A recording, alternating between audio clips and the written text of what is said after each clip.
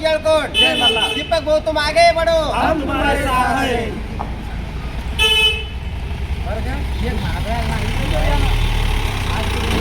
येळकोट येळकोट जय मल्हार। आरक्षण आमच्या हक्काचं, नाही कुणाच्या बापाचं, आरक्षण आमच्या हक्काचं, नाही कुणाच्या बापाचं। दीपक भाऊ तुम आगे बढ़ो, हम तुम्हारे साथ हैं। दीपक भाऊ तुम आगे बढ़ो, हम तुम्हारे साथ एकच हैं। वारी, 21 जानेवारी, एकच वारी, 21 जानेवारी। सरकार हमसे डरती है, पुलिस वाले को आगे करती है, सरकार हमसे डरती है। पुलिस वाले को आगे करती है, धनगर एसटी आरक्षण अंमलबजावणी झालीच पाहिजे, धनगर एसटी आरक्षण अंमलबजावणी झालीच पाहिजे।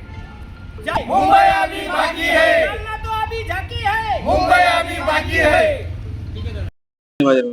काय तुमचं म्हणणं आहे धनगर आंदोलनासंदर्भात? सर्वांना सर्वप्रथम जय मल्हार।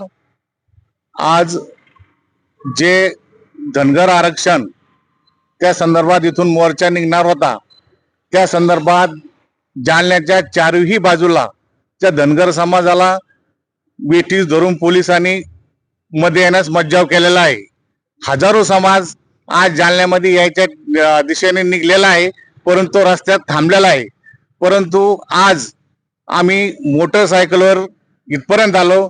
आज नियोजित जे स्मारक आहे अहिल्यादेवी होळकरांचं, त्या स्मारकाच्या पायथ्याशी आम्ही माती घेतली आणि तिथं शपथ घेतली की 21 तारखेचं जे आंदोलन होणार ते मुंबई आझाद मैदानामध्ये होणारच, आणि त्यासाठी दीपक भाऊ बोर्डे हे कोणत्याही पद्धतीने तिथं हजर राहणार। आज हे आजूबाजूचा जो समाज जमलेला आहे, हा जो समाज आहे ह्यो मुंग्याच्या येणा रांगेप्रमाणे कितीही पोलीस प्रशासन आणि कोणीही जर आडवं आलं तरी आम्ही मुंबईच्या दिशेने कूच करणार आहोत। भले आम्हाला अटक झाली, काही बी झाली, परंतु हा माझा तमाम महाराष्ट्रातील धनगर समाजाला आव्हान आहे। आम्ही जालन्यात आलो, स्मारकाच्या तळ्याची माती घेतली आणि शपथ घेऊन निघालो आहे की जोपर्यंत आरक्षणात आझाद मैदानावर थांबणार तिथं आमचं आमरण उपोषण होणार।